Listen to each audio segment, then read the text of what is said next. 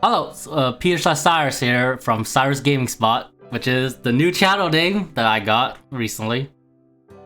So yeah, no more using Peter4790, which is the name I used when I first made my YouTube channel back in I don't know how long now. But yeah. Yeah, been a while. Yeah. And welcome to Sirus Gaming Corner, a gaming podcast where I, Sorcerer and Sorceress 1390 will talk about various gaming topics. From new games to old, everything is fair game. So how's your evening so far, Sword? It's going pretty good. Had a good New Year and everything. Got some good pickups and yeah, been good. So for today's topic, it's actually a recommended topic that someone brought to me in one of my comments. It's from RetroIslandBoy. He asked if we could discuss PS2 RPG overview / discussions. So I thought we'd do that. Now I think. Plus, I really like this because this is honestly one of my favorite generations for RPGs. I said this is pretty interesting because I think me and Sword got into RPGs, specifically JRPGs, in the PS2 era, specifically on the PS2. Yeah, that's pretty much where, by the time the PlayStation 2 came out, I was a little older, and that's pretty much, I grew up playing the PS2, and all my favorite JRPGs are on the PS2, so. Yeah. Granted, we didn't play every RPG on there, because that's, a lot of RPGs. They'll be here for, all night long. The PlayStation 2 was just, a JRPG machine, when you get down to it. There's, a crap ton of RPGs on that console. Yeah, so or either that or it'd be many multi-parts. So we'll have to just talk about our favorite ones, I guess, and maybe some noticeably bad ones if we think of any, just for kicks. But yeah, I guess the premier PlayStation 2 RPG that I think of is basically Final Fantasy X.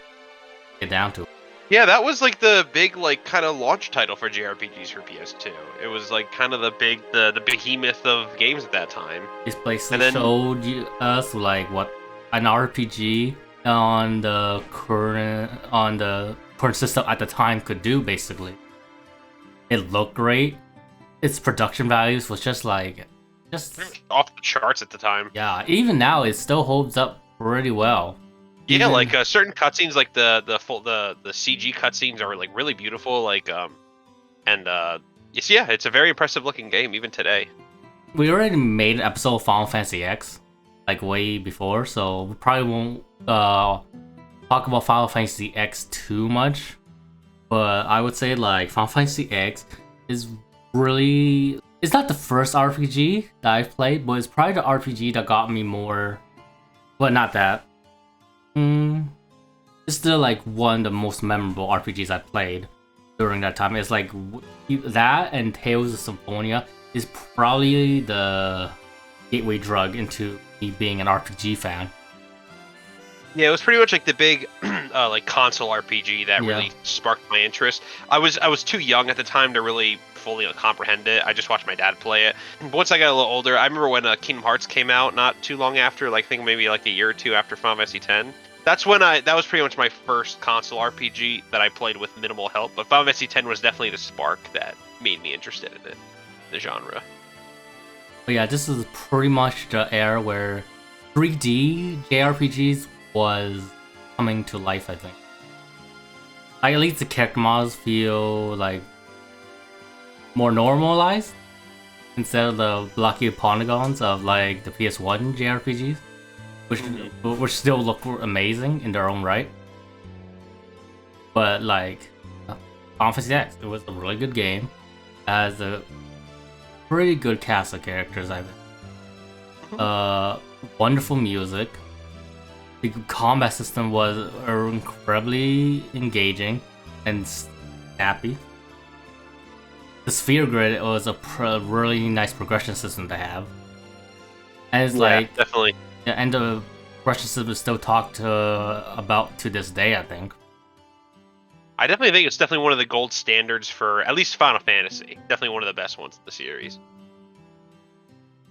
And the themes and the story, I think, really resonate. Overall, it's a good game and a great starter to the PS2 generation. Yeah, but like we both mentioned, we did an episode of this game, and just for the sake of redundancy, we're just not going to mention it. So go check out that episode if you want to learn more details how we think about it. Is there any other RPGs you think pretty much showcased PS2? I think I mentioned it a little bit before, but I definitely think another one was Kingdom Hearts, because that came out. I want to say maybe 2 years later. I think after Final Fantasy X. So, but that was definitely. Yeah, I haven't played for Kingdom Hearts 1. I tried playing through it. I only got up to the Tarzan level. Yeah, I hate that level, so I don't blame you for putting it down. But people really like Kingdom Hearts 1, especially Kingdom Hearts 2. So. Yeah, I'd say from all the ones that I played, Kingdom Hearts 2 is definitely the king of the series. But Kingdom Hearts 1 is, I definitely agree. I definitely think the game hasn't aged gracefully in a lot of ways.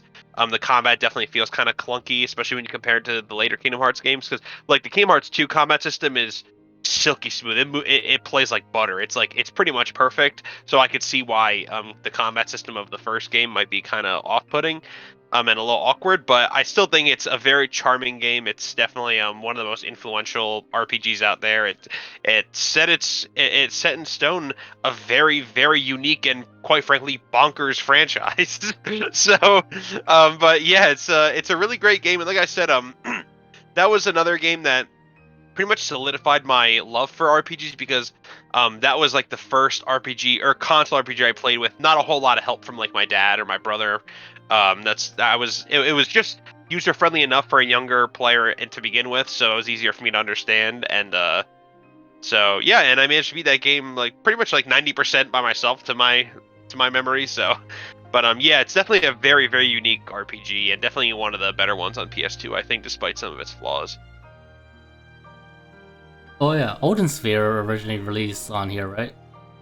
That's right, yeah. I didn't play too much of the PS2 version when it came out. I don't remember. I haven't played the PS2 version at all. Yeah, I played very little of it, and that was like when it came out, so my memory is that is foggy. But to my memory, I played a good amount of the remake, and the remake it's basically the same game. It just like has a lot of quality of life improvements.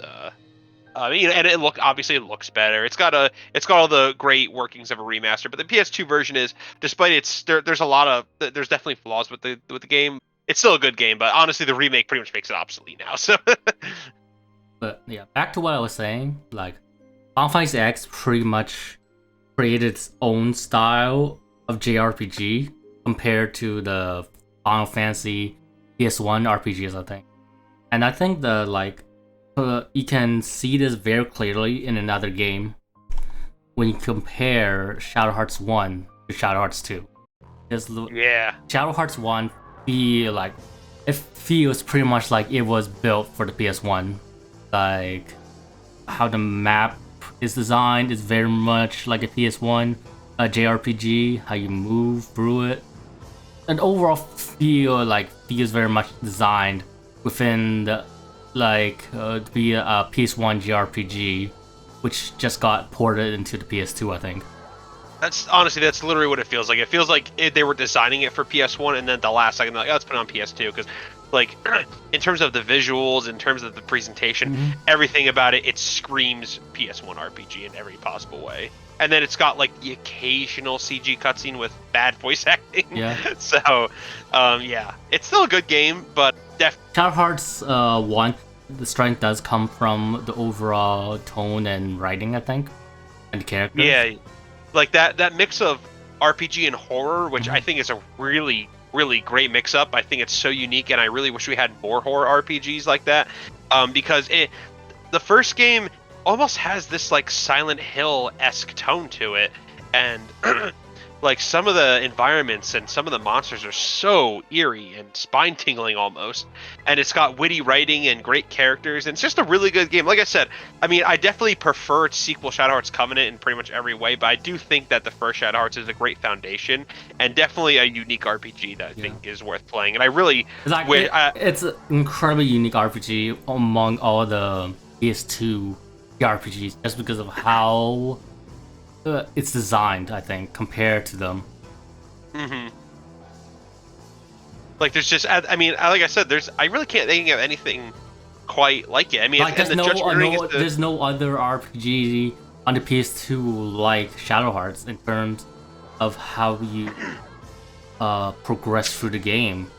Yeah, and yeah, it's just it's got a really interesting tone. It's I also like the setting. It takes place, I think, like in the 20s or 30s, Yeah, I think so, early yeah. 19. I can't think of any other RPG that had a setting like that at the time, to my knowledge. Anyway, I could be wrong, but like it's definitely one of the first ones that I can think of, and it's just it's a very unique game. And it's got the judgment ring system is pretty cool. It's not like super deep or anything, at least in the first game. But it's a cool little gimmick and kind of adds some interactivity with the turn-based comp, with what's pretty otherwise a fairly standard turn-based combat system. And then we moved to Shadow Hearts 2, which very much feels like a PS2 JRPG in terms of its structure, camera, how you move your characters, the camera angles and stuff like that. Mm-hmm. I was gonna say on top of it, it's also got like actual like full cutscenes with voice acting and it's got it's like you said, got all the makings of it be like an actual PS2 RPG. Yeah, I think like Shadow Hearts 2, all on its own is a really really good RPG as well. Like I do think Shadow Hearts 2 does run into the problem of having too many characters in its a game, which leaves some of the characters feel undercooked a bit.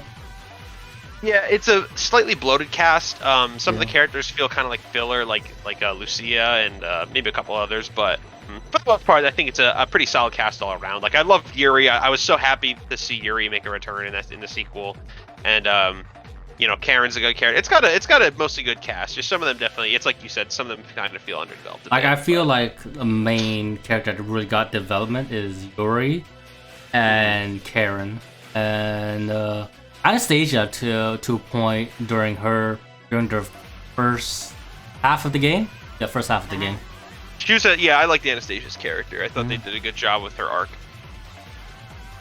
I think the combat system got a good amount of refinements to it. There's a lot to do. It's definitely a big overhaul compared to the first game. There's a lot to do with the judgment system in terms of having the different type of judgment ring, and how each have their own benefits and cons to them. Or at least each having their own type of strengths. You gotta kind of weigh out the pros and cons, because you got like the normal standard ring is just like you succeed in all the hits and then you perform your action. Let's see. I would probably say that the sanity point system is probably doesn't play as a major of a role in Shadow Hearts 2 compared to Shadow Hearts 1. Yeah, I agree. Which does make Shadow Hearts 1 battles to feel a bit more tense, just because like running out of sanity points will basically make your characters go berserk and make the battles very volatile, as you can't control them. But and in Shadow Hearts 2, I never really found myself running out of sanity points. I mean, the only time I'd ever have to restore him is like in a boss fight that just went on for too long. But otherwise, never really ran into a problem. But otherwise, though, I think like gameplay wise, Shadow Hearts 2 is just Shadow Hearts 1, but just improved in a lot of areas. You could even, because you mentioned like you could even customize the Judgment Ring and increase the amount of attacks you could do for your standard attack. It also kind of each character got a good amount of special attacks, and each of them does feel very different to each other.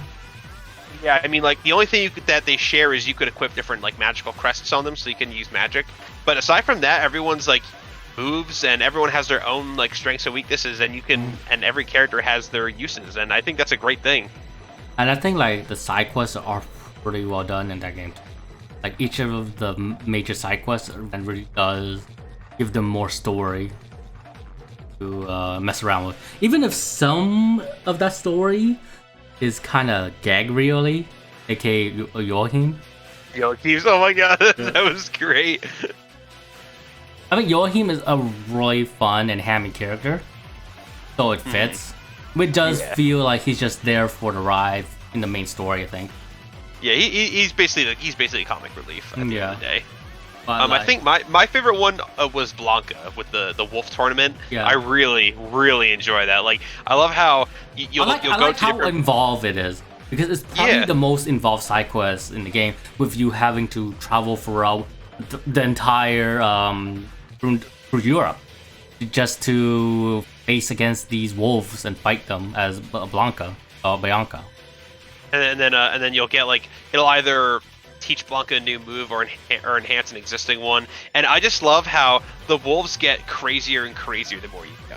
The first couple start off normal, then you got a little weird ones like, oh, this one's got sunglasses, this one's got a baseball cap. Then you have a literal zombie wolf, and you got an astronaut wolf. Like it's so goofy, but I love it. It's so great. Definitely with the highlight of the side quest in my opinion. But yeah, it's like you said, like the side quests are so involved in general, especially Blanca's, and it makes them fun to do, and it adds progression to the characters, and yeah, it's a great time. Like I think like the side quest overall is pretty well done. It's like each of them feels like their own type of story and have their own different tasks to do. Especially I especially think it's really neat how you can get different dresses for what's his? I can't pronounce his name. You know, the puppet master. Geppetto? Yeah, Geppetto. Mm-hmm. You get different like dresses for Cornelia, his puppet, and that'll like give her different elements. Yeah, and she can use her magic spells. That's pretty neat. Yeah, I think like each character also. I remember Joachim and Geppetto has like really interesting ways to progress through their ability.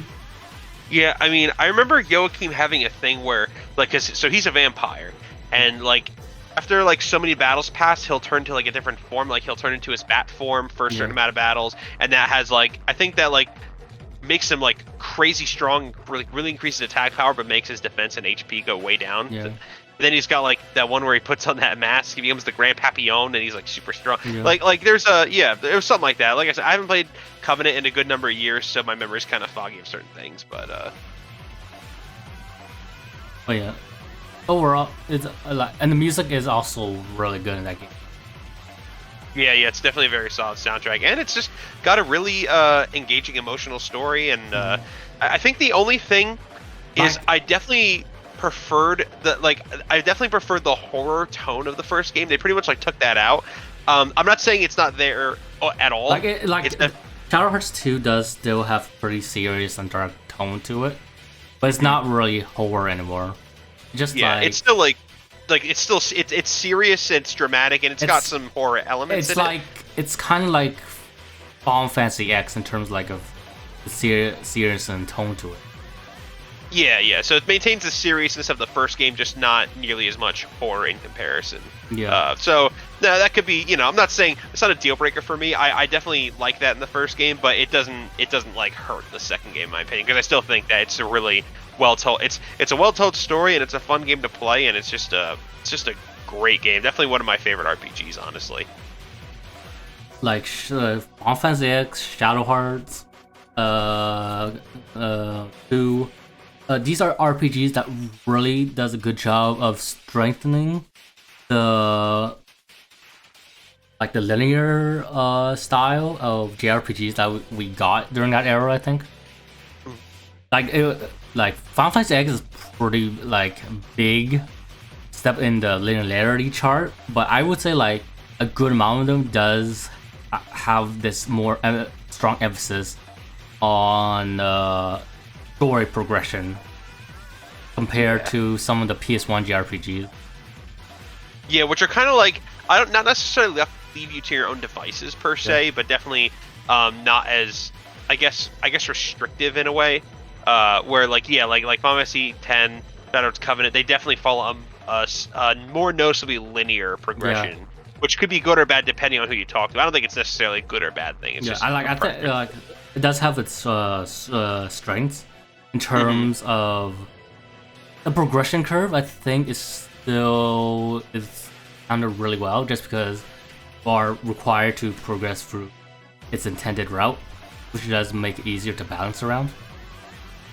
And it's not like the PS2 JRPGs are so linear that they have no like exploration, I guess. Yeah, no exploration. They do.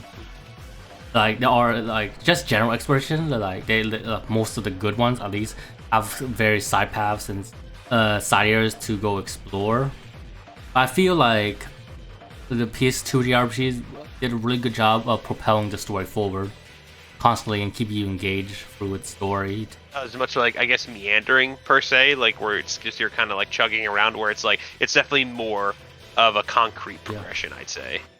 It's like a more, I guess, even ratio towards the gameplay and story progression.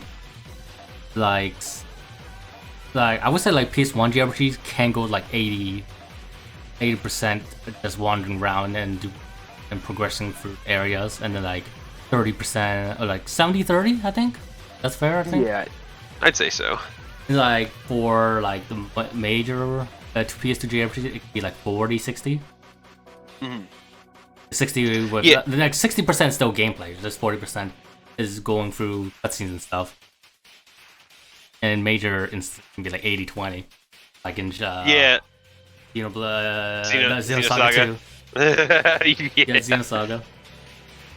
Oh, before we move on though, have you played Shadow Hearts from the New World? I can't remember if you did or not. I haven't played that game.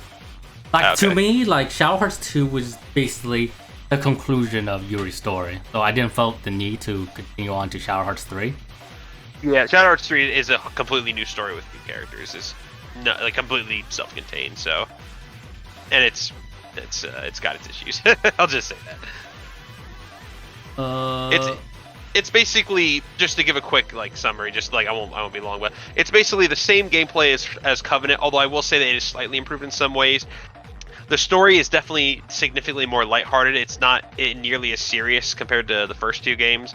I think that story-wise, I think the game has a great start, and I think that the third act is also really strong, but the entire middle portion is such a slog because like really nothing is really happening. It's just kind of boring. There's a lot of cringy slapstick comedy, and then, like I said, it picks itself back up in the third act. But the middle is a complete drag, and it's just not the best game. Definitely, considering the fact that's the end of Shadow Hearts, which I love. I love the first two. It's kind of disappointing that that's the conclusion to the series. So there you go. That's from the New World in a nutshell for me. I guess since we talked about Xenosaga, yeah, I guess we can just mention that again. We already talked about the entire Xenosaga series in the previous episode, so we probably won't spend too much time on here. Yeah. Just like with the Final Fantasy one, just check out that episode if you want to. But I would say that Xenosaga, out of every RPG series I can think of, is very much indicative of the JRPG that really wants to tell you a type of story. I think, like the gameplay, like there are like slight variances to like slight open areas to do side quests and explore some new areas, but those games are very linear, I think.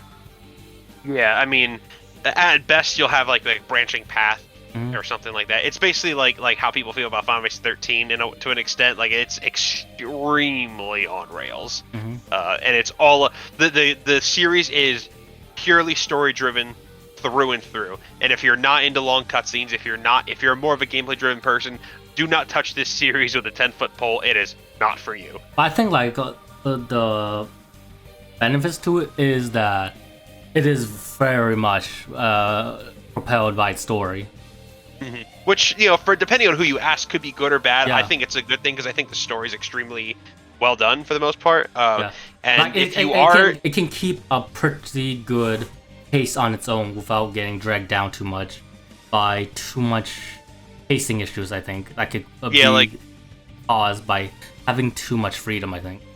Yeah, like if you had a gigantic world map, and then it would the story would end up kind of suffering in a way, because again, and also the story is so complex, and the last thing you want to do is get distracted and forget what happens, because it is such a deep story in so many ways, there's so much sci-fi jargon, there's a lot of themes, and yeah, it's understandable why it's structured the way it is. Honestly, I can see why they did the way they did. I'll probably say like at least one, to a great degree, really does feel like this cinematic space journey, I think. Yeah, it's like you're interacting with this story that the game wants to tell you, and I think it's I think it's great. I think the first game is a really, really great introduction to the series. Yeah. And then to basically focuses on a select few characters, what really develops them to a great degree. There's some questions left by the first game while also kind of presenting new ones, and it creates some mysteries. And you know, with all the issues of the gameplay of Xenosaga 2, I still think that the story was a highlight of it, and it made it worth playing through. And it's definitely vital to understand, because like there's various plot threads that are introduced, there's some significant plot developments, and it's not a game you can skip just because it's not fun to play. So it's yeah, it's definitely, it's got its issues, but it's you know, it's still a good, it's still a well written game. And of course Xenosaga 3 is, you know, wrap it all up basically. Yeah. Which it does, but there are some hurdles to go that it has to go through. Given that it's trying to conclude what is supposed to be a 6-series game, or is it 6?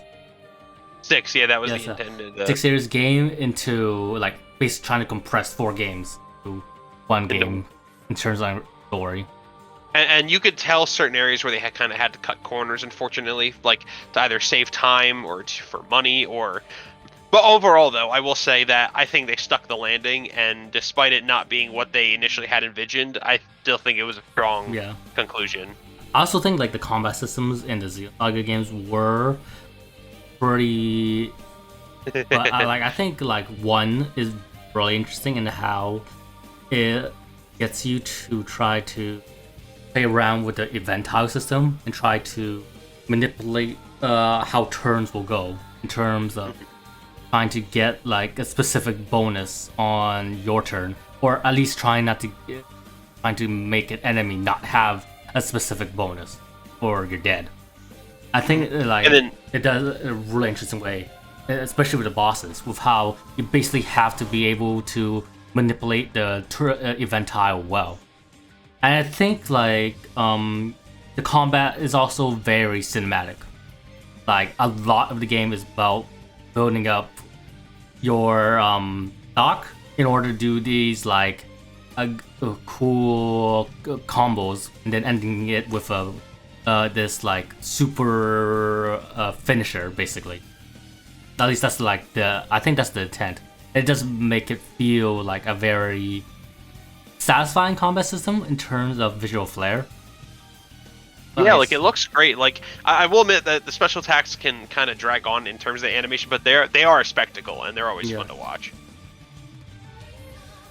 But yeah, and you are like incentivized to do them, since they do like pretty much a good deal of your damage, I think. And yeah, I mean, the first game, I actually think the first game has the best combat out of the trilogy, to be honest. I say 1's problem is a bit too slow. Yeah. With no way to speed it up. Like 2's problem is that it's really slow. In terms of how you have to build up all your stocks in order to do any type of damage to the enemy, and then you have to sort of guess, sort of, just like Yeah, it's trial and error. Like what the enemy's weak spots are. It's like literally just hit random spots and then just memorize the ones that are highlighted. It's not very good. And then 3, like it's a pretty decent combat system, but the problem is that it feels very cookie cutter, I think. It's very traditional.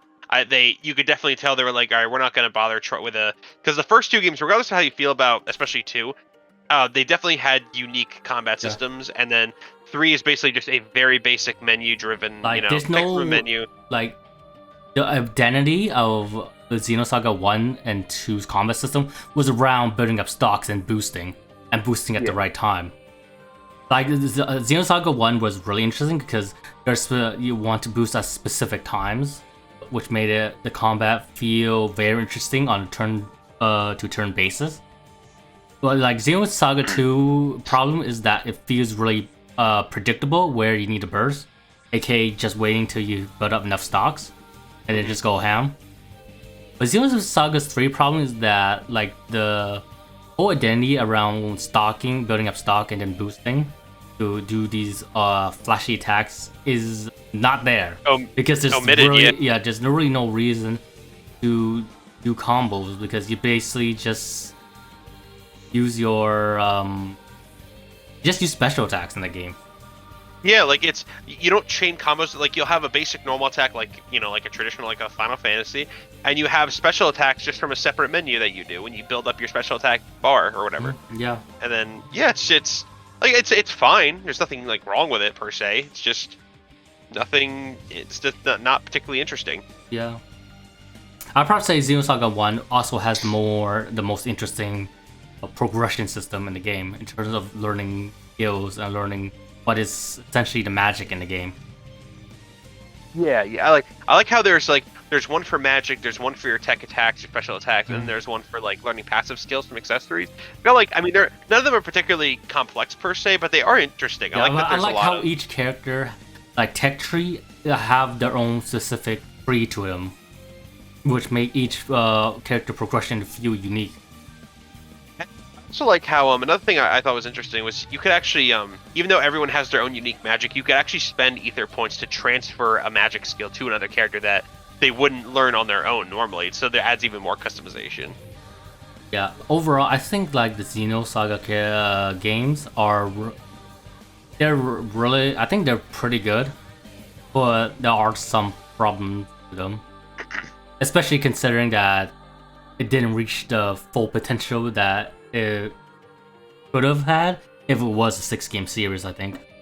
Yeah, it's a shame that we won't know what that vision was like, but honestly, I'm happy with what we got. I think it was it's very ambitious, and despite its bumps, I still love the experience. Persona. Oh man. Persona, like this is pretty much the console that pretty much put Persona on the map, I think. With Persona 3 and then Persona 4. Pretty much, right? Was Persona 3 like a big thing when it came out? There was nothing like it at the time. Absolutely nothing. It is one of the most like landmark RPGs I could think of. Mm-hmm. And honestly, there's no game that combines the RPG dungeon crawling with the social sim elements like Persona does on the PS2, I think. Like no game that came out during that era done what Persona 3 and 4 did.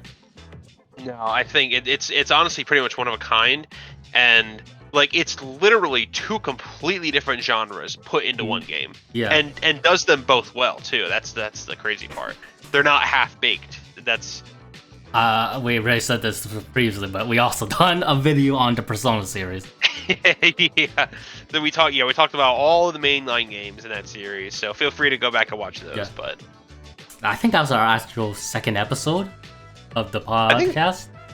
I think so too. Yeah, it was an early one. Yeah. But Persona 3 was not my first Shin Megami Tensei game. My first SMT game was Digital Devil Saga. I got Persona 3 not too long after, maybe a year or two after.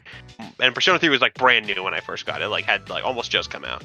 And yeah, I mean, I'd never played anything like it, and I really just enjoyed the experience. I mean, and looking back on it now, I don't think the game is aged gracefully. I think there are definitely some things that are kind of hard to go back to after getting spoiled with 4 and 5. But it's still a game that I could go back and still enjoy despite, some things wrong.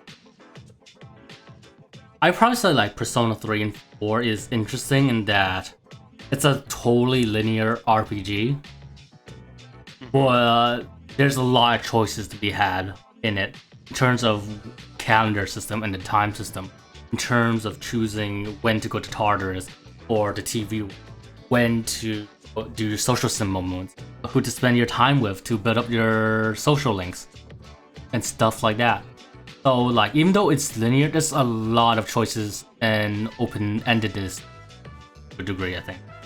Like, yeah, it's linear in the sense that it basically takes place in like one town. There's one singular dungeon or one dungeon area you go to. So it's linear in scope, but the choices you make are almost not endless per se, but there's a lot of different choices. Yeah. And everyone's going to spend their time differently. And that's so in a way it's almost non-linear in the way it's designed, kind of. Like I feel like this is like an incredibly interesting design choice in an RPG, but I think it's only the only one that could have happened during the PS2 era. I think. Yeah. Given like how like the PS2 JRPGs were focused on providing the linear experiences, and along the linearity, bring about a bunch of strengths to that formula, and making like no, I agree. yeah. But yeah, out of Persona 3 and 4, I say 3 is my probably favorite. Like, I think the characters were really interesting. I really like how each character got a moment in the story where they got to develop a lot. Especially when you see how they get the second form of their persona in the main story. I think that was really cool. That's actually something about Persona 3 that I do like a little bit better than 4 and 5. It's such a shame that we don't get those moments anymore in Persona 4 and 5. Because like those moments are relegated to social links. Yeah. Which, yeah, I mean, not that it's not like objectively better or worse, but there is something about 3 that I did personally prefer, because I'll admit that between 3 and 4, I gravitate towards 4 more, because I like the murder mystery aspect. I think the characters are really down to earth, and I really fell in love with everyone. And the gameplay is improved, and like Persona 3 is a game that I still absolutely adore to this day, and I can go back and play it over and over again and love it every time. It's just that 4 was, I think it meant a little more to me, especially at the time when it came out, because I was like in my angsty teen years, so I really related to the characters a lot at the time. That's when I gravitate to slightly more, but I still love them both. Yeah, Persona 3 story also really grabbed me. Its overall story and message about death and moving on from it. And the music also rocked. Yeah, honestly, Persona never falters in its music.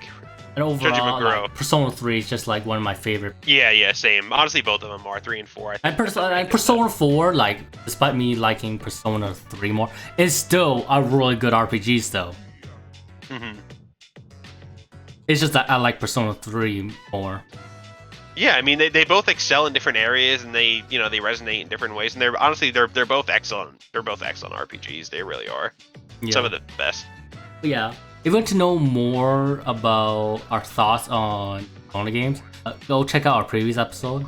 Heck, we might even go back to this topic later down the road, just because did Persona 5 Royal came out during that time? We did it. I don't remember. I don't think so. Actually. Yeah, I don't think it was on the horizon. I think. Yeah, I don't think it was out yet. But yeah. Is there any other RPGs that you think like really stick out to you? PS2 RPGs. I think definitely one that sticks out for me is Tales of the Abyss. That's definitely. I was gonna save that for last. Oh, we can hold off. Okay. How about Arctolad? Arctolad's Heart of the Spirits here. Oh yeah, you played for that? Yeah, I beat that game. Oh, okay, yeah, I played for that game too.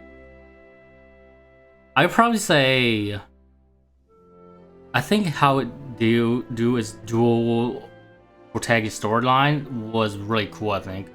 Yeah, that's another thing that felt like it was a really unique thing for the time it came out. Yeah. I can't think of it. I mean, I'm not saying it's the first, but it's like the first one I can think of that has a legitimately like dual storyline that eventually intertwine together.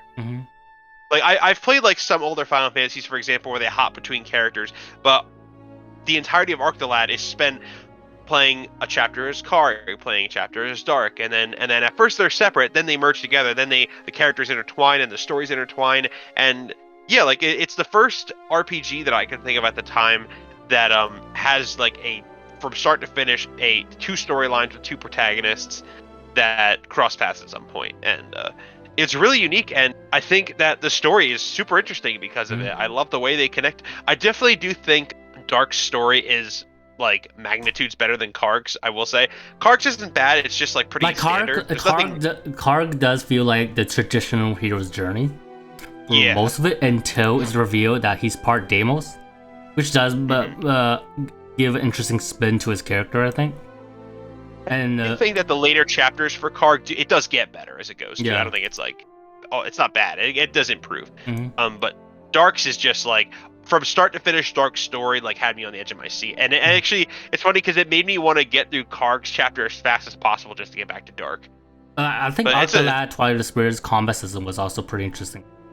In terms like it was almost strategy, SRPG of sorts in terms of how he had like there was like a movement system. They go through the map, and then there's like positioning systems to take account to.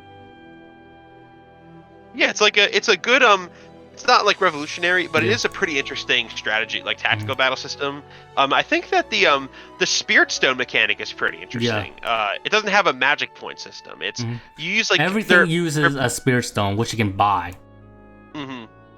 They're basically consumables. It's like consumable MP, I guess you could say. Yeah. And it's a shared inventory that each individual party member has, basically. Which just get you to pay attention to your Spirit Stone stock. And not only with your characters, but Arg and Dark also have like this additional option they can use Spirit Stones for. That to do a specific attack, with Arg's being the airship, which is really powerful, and Dark's being the pet thingy, which you travel on. The fireball looking monster. Which I found useless compared to the airship. Yeah, I don't remember ever using that after like the first try. Yep. And that's another RPG that's definitely, like we were talking about, like linearity. That definitely is like on the linear spectrum of like more so concerned with telling a story and getting you to a certain path as opposed to exploration, which is fine, you know. But that's a game that I really think went by the wayside, and I think more people should play. I think it's really good. But yeah, a lot of RPGs during that era was focused a lot more on this like linear story progression, I think. Like there were areas to go explore around, but it was pretty limited if you compare to the PS1 JRPGs, I think. Yeah, I mean, like, you know, there's exceptions, but for the most part, that's pretty much the general rule for the PS2 RPGs, I'd say. Yeah, and like like I said, it does have its strengths. Like I do think, like I said before, there's probably broken record. The pacing was better. I think the progression curve was well maintained for the most part, I think. And like the overall progression felt very even, I think. Well, even like it kept getting higher and higher, I think, which does feel pretty good, I think. Yeah, like the ratio improves, I'd say, over the years. I think that iffy about Arcalad. That's the voice acting. Yeah. Like, granted, most of this game is non-voiced, non-text, which isn't a problem. But then, like, there's like 1% of cutscenes that have voice acting in it, and the battles are voiced too. Yeah, I didn't mind this as much as the actual like dialogue cutscenes. Yeah, like I think they sound alright in battle. It's just in cutscenes where they feel the direction is really bad. Have you ever played Dark Cloud? Yeah, I played Dark Cloud 2. I didn't play through 1 personally, but I did watch my brother play all the way through it, so I've seen it. I played through Dark Cloud 1, Dark Cloud 2. Now, they're not like your traditional JRPGs, I think. One, there's no leveling system. Unless you count, like, the only leveling system there is the weapon system. Weapon building system. Like, your characters are entirely determined, like, the strength of your characters is entirely determined by their weapon. It's determined by the weapon as well as the items you find. There's there's various chests that contains character upgrades, which you get through using the building town system. Yeah, the Georama, that's definitely one of the standout features of Dark Cloud. Yeah. I think Dark Cloud, Dark Cloud 2 are incredibly interesting. Dark Cloud was probably very experimental, I think, in terms of how it combined town building with JRPG dungeon crawling, I think. And just like some roguelike elements in there too, with like the randomized dungeons layout. And even like the permanent weapon system that would like break your weapon. Yeah, which I don't know if I was like too fond of that in Dark Cloud 1. I liked in Dark Cloud 2 the penalty was a lot less harsh because like you'll lose experience if it breaks, I think, or something like that. Yeah, in Dark Cloud 2, if it breaks, it's gone forever. Yeah. Dark Cloud 1 is definitely very ambitious, and even though it's got a lot of warts and things that could have been polished, it's definitely, it's like you said, it's experimental, but it's a good time. Whereas Dark Cloud 2 basically does what every good sequel should do, is it takes everything that 1 did and polishes it and just makes it better. Like, some about Dark Cloud 1 that I kind of had an issue with was, I think there was way too many characters to play as. Like, there were so many characters. There's like 6 characters or something like that. Yeah, 6 or 7, yeah. And you gotta remember, every character has their own weapons. They all gotta be upgraded and built up, and characters are going to fall behind. So you're really just gonna stick to the same one or two. The major problem to the multiple characters thing is how only Tone would actually touch Atla in the dungeon run, which made you have to switch so many times. Like, yeah, it's such an arbitrary restriction. Like I know it's like there's no reason you could be playing as a different character. Just click on an Atla and then just have the cutscene shift to Toan. Like, yeah. It's that simple. Like, it didn't have to do that, but whatever. I'd probably say that like one thing I like over Dark Cloud 2, probably the town building system. You just need to get the Atla and you can build your town. And there's like there are some guidelines how you want to build your town, but there's a good amount of freedom. And it's not a hassle to do so, just because like there's really no restriction from you building your town in the game. But in Dark Cloud 2, there is, just because town building requires materials, which does get really annoying to gather when you're trying to build something. Yeah, there's a lot of item farming, material farming and it feels a little more. Convoluted is a bit of a strong word, but I guess the only thing I can think of, it is a little bit more convoluted compared to the first game and how it's done. There's a lot of, I guess, micromanaging. There's a lot more things you got to pay attention to. It's like a lot more involved. Dark Cloud 2 town building is more robust than Dark Cloud 1 in terms of what you can actually do. But I would say like Dark Cloud 1 still feels more fun to do, just because it's not as time consuming as Dark Cloud 2, just because there's no like item requirement to actually build your stuff in Dark Cloud 1. I also think like the towns do feel more alive in Dark Cloud 1, just because every character you get to basically reside in a village in Dark Cloud 2 just stay in their house. Literally. They just stay in their house. Well, in Dark Cloud 1, like, they can be in their house, but they can also wander around in town and just walk around and stuff. Yeah. So it feels like the city that you're building is actually inhabited with people. Yeah. And and there's also a little more creative freedom. Like your city, like your town is not going to look exactly like my town. Whereas in Dark Cloud 2, everyone's town is going to look the same because it's designed to do that. Like you have to do it a certain way. I wouldn't say that. Like Dark Cloud 1, maybe not necessarily. Like Dark Cloud 1 still has like specific ways you have to build the city, and there are and all the pieces are the same. It's just how you arrange them are different. There's like no limit to how many type of pieces you can put on there, and there are the different type of pieces on there. Just because you can build as many, like you can build as many houses as you can, or trees, rivers, and stuff like that, as long as it does go over the limit of the diorama stuff. Like there's a lot more freedom to Dark Cloud 2 town building, which is really cool, I think. But yeah.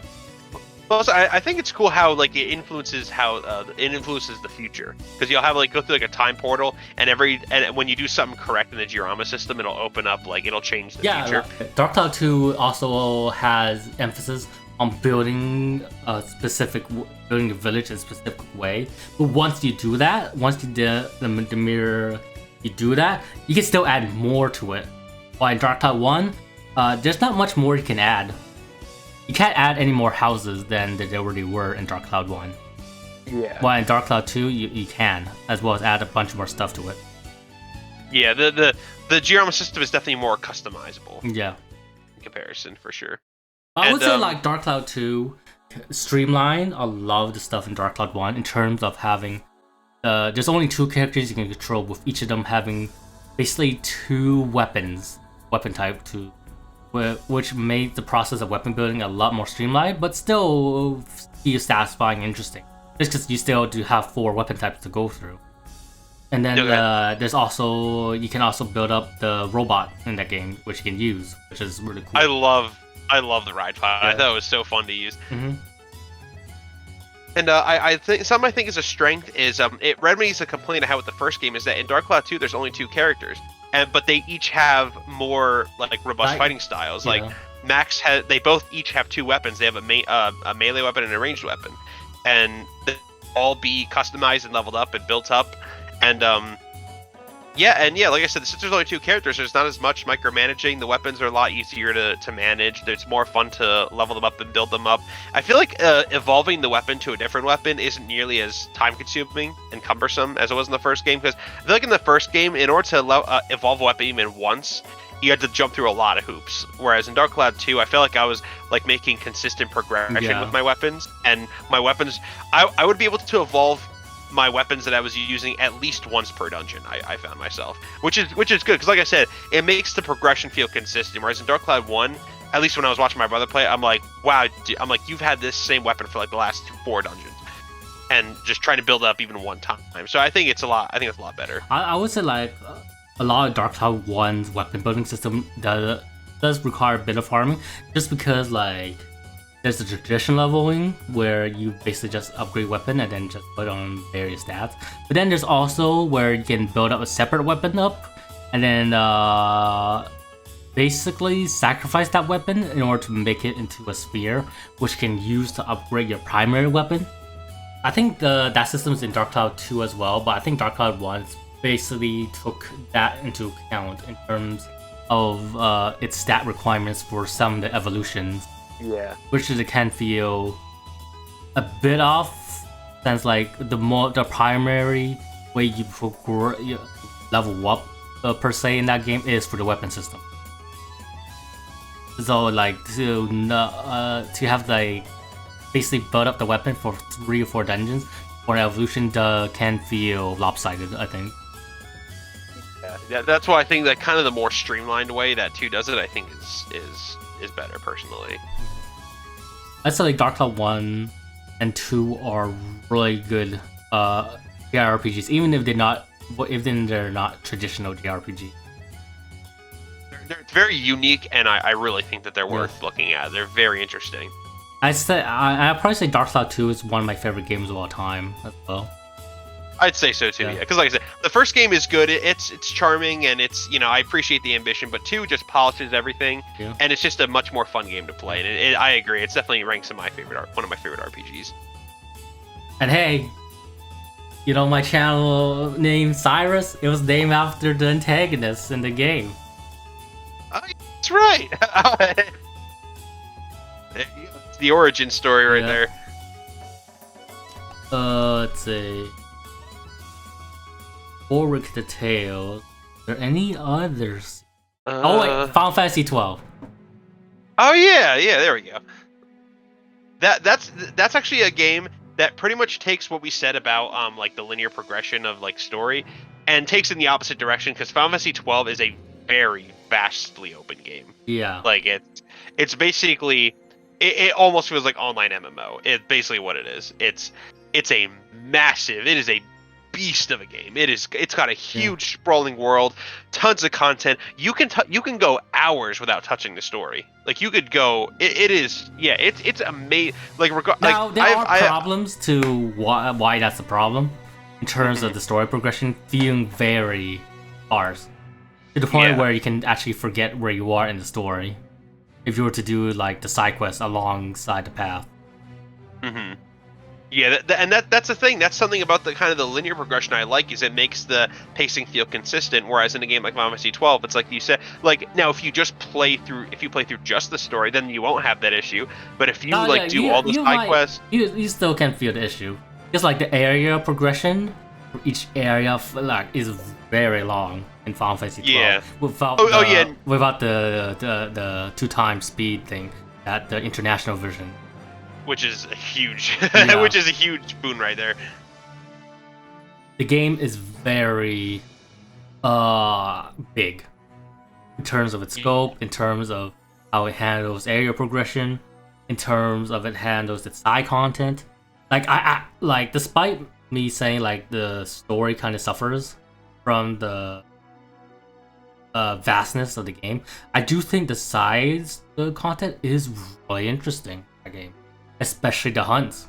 I think it's really cool how each like hunt have their own story to it. Yeah, it's not just like oh, here's a big monster, go kill it. There's actually kind of a little story attached to it, and it makes them feel more interesting. Yeah. And I think that the hunts themselves are really fun to fight for the most part. And yeah, it makes them more worth doing. I really enjoy those battles. They're some of the best moments in the game in terms of the side content. I probably say like when I first played through Final Fantasy 12, I probably didn't like the combat as much as I did its international version, just because it did felt very auto battle-y, which felt a bit lame to me at the time. Like, it's only later when I played the international version where I did feel the appeal of being able to build up like the appeal of the game is being able to build up your gambit system to the point where it does play the game for you, where it does feel interesting in that way, in terms of creating specific gambits for specific situations and having to switch on the fly, where if it feeling satisfying just because it feels like you're strategizing ahead and then seeing it pay off. Yeah, I mean, I could definitely get that sentiment. For me, it just like I said, I understand it, I get it, but for me, it still feels too automated. It still feels too hands off. So I don't think it's a great battle system even now. I do feel I can find appeal. I can find fun at times.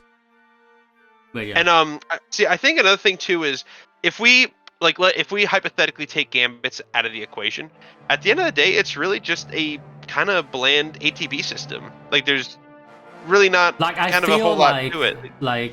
Like combat mechanic wise, yeah, but there's a lot of options in the game. Oh yeah.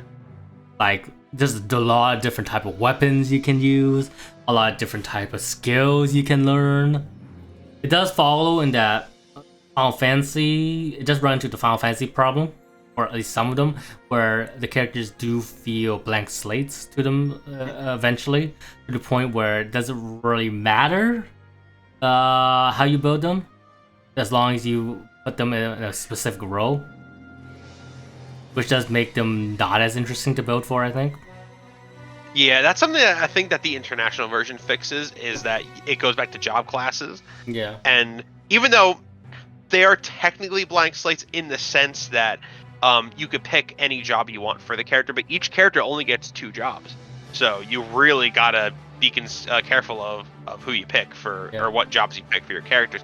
Whereas in the original PS2 version, everyone has the same license board, so everyone literally can be anything at any time. But overall, it's definitely not my favorite Final Fantasy, but it is a game I respect. I've grown more fond of it over the years, especially the Zodiac version. So I definitely think it's kind of like a mid-tier Final Fantasy, but it's not bad. I admire it. Finally, Tales. I'll probably say it's interesting because Symphonia, even though it's not on the PS2, Symphonia, Abyss, and Legendia, probably like the games that got me to the Tales series. Like, yeah, because they all came out roughly at around the same time, not too far apart from each other. Like, I played Symphonia first, I really liked it, but I didn't know it was a series. Until I went to an EB Games and saw both Tales of the Abyss and Tales of Legendia on the shelf. Like, oh, is this an actual series? And then I bought both of the games right there. It's pretty funny you say that, because I have a story very similar to that, where for me, I saw Tales of the Abyss at a GameStop once, not knowing it was a series. Now, I didn't get it right away. I just thought, okay, here's a PS2 RPG.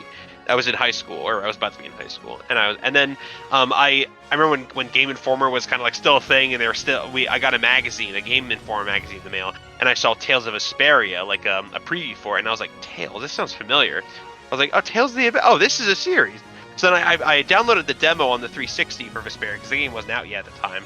And then since it wasn't out yet, I ended up getting Abyss. So that's kind of similar, like not finding it at the store, not knowing it was a series. I'm like, oh, okay. So,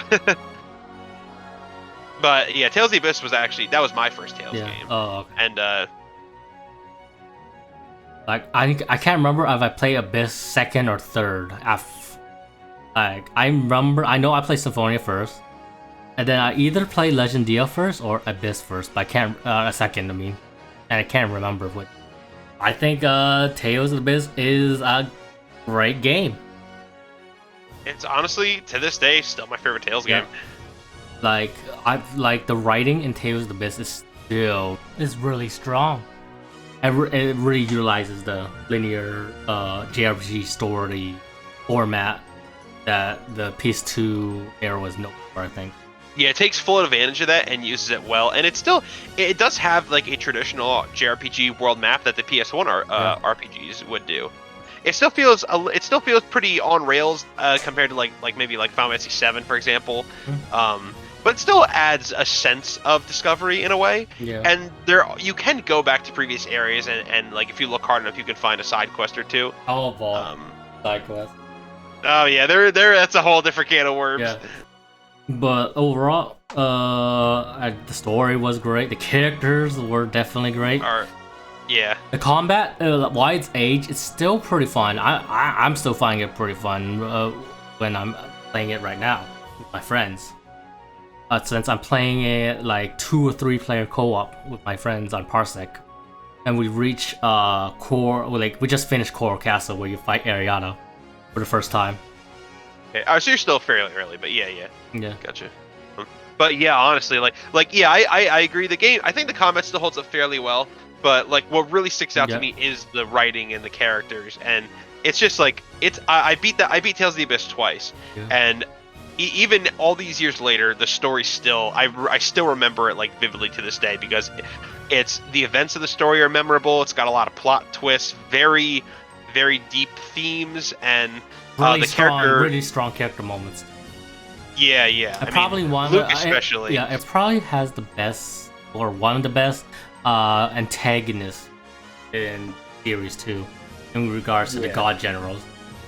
The God Generals definitely, in my opinion, I think are probably the strongest cast of villains that the Tales series has, and at least, like I said, in my opinion, that's just how I feel. Don't worry, like the Tales games have tons of great antagonists. Like a lot of the games do have some really interesting antagonists, but the God Generals, they all have different motives. They don't always agree on everything, and they all have reasons for doing what they're doing, and and some of them even have their own little character like development, some of their own character arcs too, and they're not really good guys or bad guys. They're actually just they're not villains. They're antagonists. They're just characters that stand in your way. They're not necessarily bad, and that's what makes them so interesting. And Luke definitely is. I definitely consider Luke to be one of the best written main characters that not just in Tales, but of all time. Like his arc is so well done. Like he started off as this brat, not knowing anything, and then he just listens to his mentor figure to the point where he pretty much doesn't think for himself. Whenever Master Vaughn is then he does something that he just does because he doesn't think about the consequences.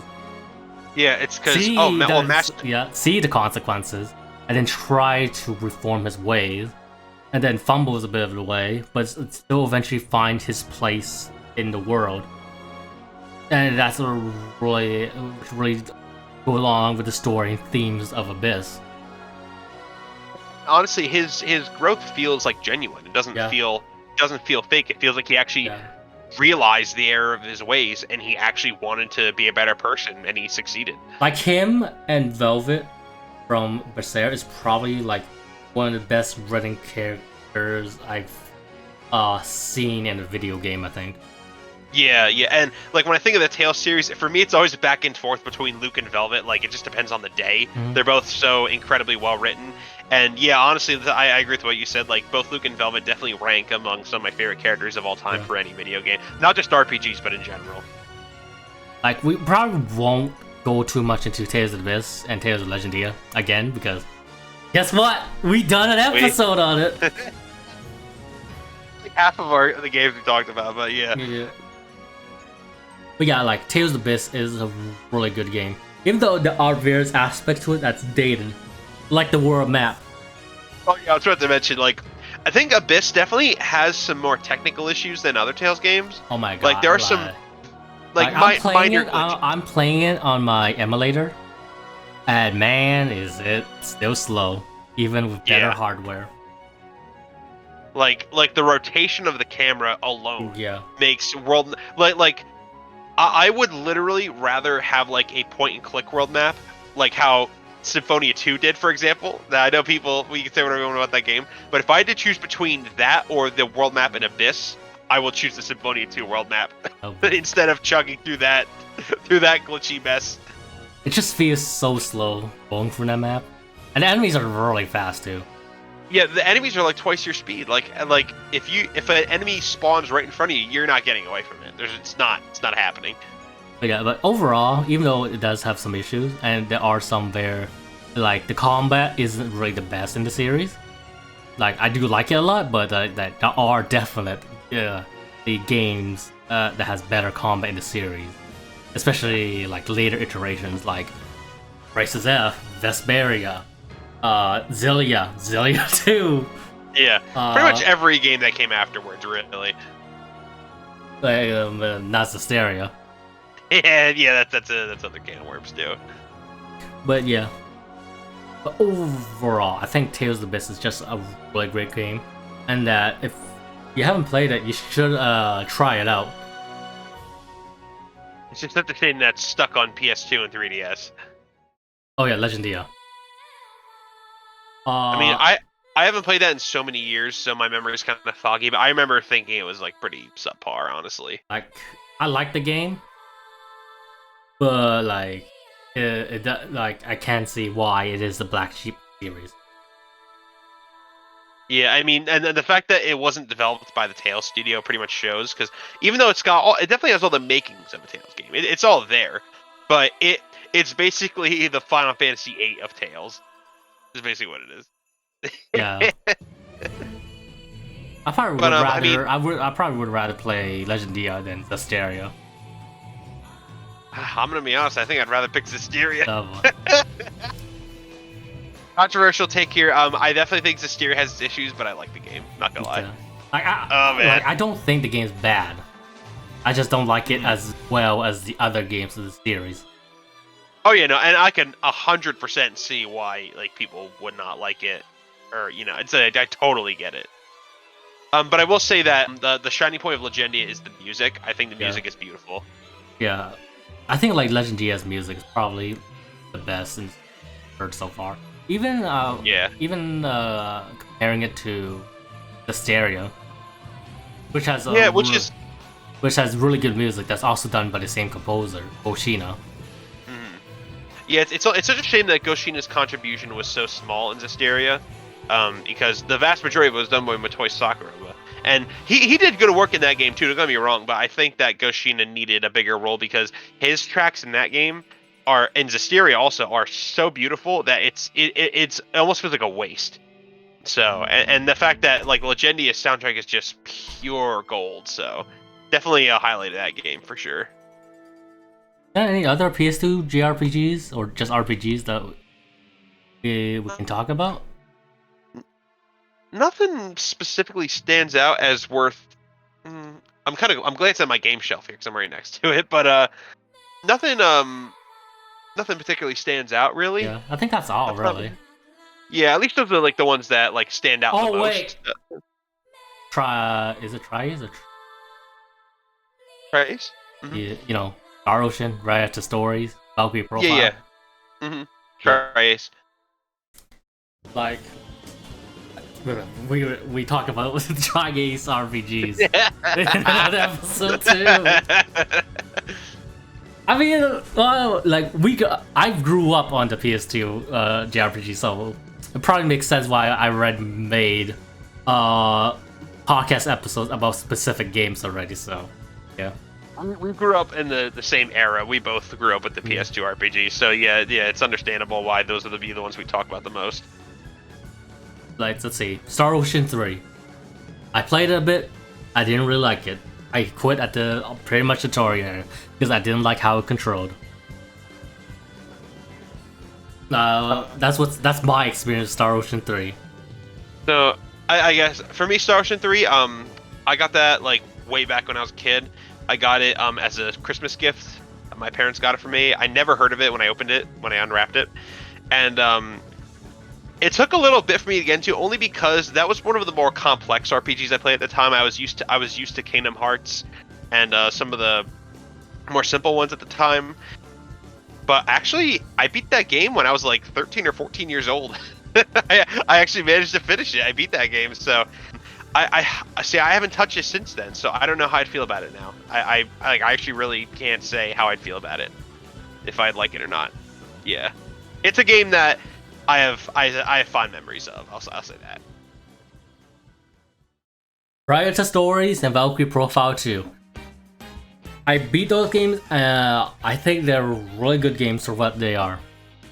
I think rank amongst like the best two of their games, honestly. Yeah.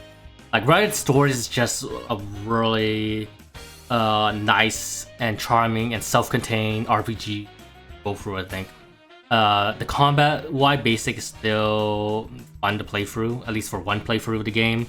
The characters is really charming in the game too, especially with how there's how many characters you can recruit. I want to say there's like almost 180 characters, if I'm remembering right. Yeah, something like that. Yeah, around there. I mean, some of them are logged in from like just the main story, but like the vast majority of the characters you'll recruit manually. And each of them have their own unique side stories in terms of how you recruit them, and it's really how each of these NPCs operate within the world of Radiata Stories, with each having their own scheduling system of sorts, with them doing something in the morning and then in the middle of the afternoon and at night, and then so on. And and every character has such a unique and colorful personality. They're all memorable. Yeah, I think Radiata Stories did a really good job of creating this charming world where it feels very lived in, where every character feels very unique. And just going down the street of the main city of Radiata Stories, it just feels interesting. Just to walk down and see the various colorful personalities you see, or just walking down the street. It's so vibrant and colorful and alive, and it's just such a great world to explore. It's so fun to walk around and talk to people and recruit people, and it's definitely one of my favorite worlds to explore in RPG in a long time. Yeah. And then the Valkyrie Profile 2 is also a great game, I think. I really like that. Mm-hmm. Yeah, definitely one of my favorites for Tri-Ace. I think... really like Yeah, continue. Oh, I was just saying, first of all, I really like the complexity of the combat system. I think it's very unique. I like how each of the characters, they're all attached to the face buttons, and you can set their attack patterns, and it's very, very engaging combat. Mm-hmm. I think the graphics are absolutely stunning. The graphics still hold up to this day, I think. I could, if I had never seen it before and someone told me it was a PS3 game, I would believe them. That's how good it looks. Yeah. It's something else. And I think the music is nice, the characters are interesting, and I do enjoy the story, and I like the platforming, the various puzzles. It's just Valkyrie Profile 2 is a great game. Yeah. Overall, I would say Valkyrie Profile 2 is it's the game that introduced me to Valkyrie Profile, basically. Same. Which might not be a good thing, considering what happens in the story. Yeah, something. Yeah, Sword says, I think the characters were pretty interesting. I especially like how each of the side characters, the Anhariars, have their own backstory you can read on in the text. Now, it would have been cool if you could see that story play out, like in Valkyrie Profile 1. Yeah, like in a cutscene, like a flashback, maybe. But then again, like this game is much more, uh, is a much more focused story compared to Valkyrie Profile 1, where most of the game you're just gathering up in Heliars just to prepare for Ragnarok. Why in 2 just like a more traditional. Yeah, traditional story to go through. But still, it's still nice to see there's still some backstory for these characters. And it's also really cool how you can hear some of these characters actually talk to each other, and how some of them even have prior relationships with each other too. Yeah, some of the character dynamics are really cool, and yeah, it's just a like that and Radiata Stories are definitely I think they're knockout punches, really. Like the combat was also pretty cool in terms of how you like maneuver through the field, and then do like various combos with the characters in order to build up to 100 gauge to do a special attack. And then like there's also a break system, which was really cool as well in terms of how you could break off body parts of enemies. Yeah, and then you can get like different items. You can get like I think like more experience, or it's been a while since I played it, but yeah, you get various. I think like the dungeons were also pretty interesting in terms of the platforming, as well as the seed mechanic in terms of how you get specific bonuses depending on what orb you put in or something like that. But overall, like I think Valkyrie Profile 2 was a really good JRPG. But yeah, definitely one of the better PS2 RPGs for like by a mile. But yeah, I think that's all for the PS2 JRPGs. Really, that we can think of. Like I feel like we could go like if I were to look hard enough, I could see more. But I mean, I think we talked about like the biggest ones I'd want, at least that I would want to talk about. But yeah, overall, like the PS2 JRPGs, do like those RPGs does hold a special place in our heart. I think. I think it's primarily the reason why we don't mind linearity in our JRPGs, as long as it's done well. I think. Yeah, like it really boils down to execution. But like since that's kind of like what you and I grew up on, that's kind of like what I like the most a lot of the times is like that more linear story focused with with optional stuff, with branching paths and things like that. But yeah, those are the games that I kind of like the most, even to this day. That's why I look forward to. I do like how each of these JRPGs like each have their own combat system. Was like the same thing. Yeah, I feel like that's when they PS2 RPGs especially is when they really started to experiment more. I think when they took advantage of the technology and you got some really, for better or worse, you got some like really unique combat systems. Like, have you ever played Magna Carta Tears of Blood? No. Okay, that's got a really jank combat system, but very experimental. I played Magna Carta 2, but not 1. Yeah, it's Magna Carta 1's not great, but yeah, it's definitely very experimental. There's a lot of interesting combat systems on the PS2. Like overall, really like the PS2 eras where like feel like combat systems are just being refined and experimented too. Like just look at the Devil May Cry. Yeah, exactly. Like overall, like I think the PS2 era was a pretty exciting era overall in terms of gaming in general. Yeah, for me that was kind of like the golden era. I know everyone has their own like quote unquote golden era of RPGs and games. For me, PS2 is definitely like the gold. The golden era for RPGs. Like the PS2 Xbox era was. Yeah, for sure. But I think that's all for today. Hope you guys enjoyed it, especially RetroIslandBoy since he's the one who requested it. And well, this is Peter/Cyrus from Sirus Gaming Spot signing off. Take care, everyone.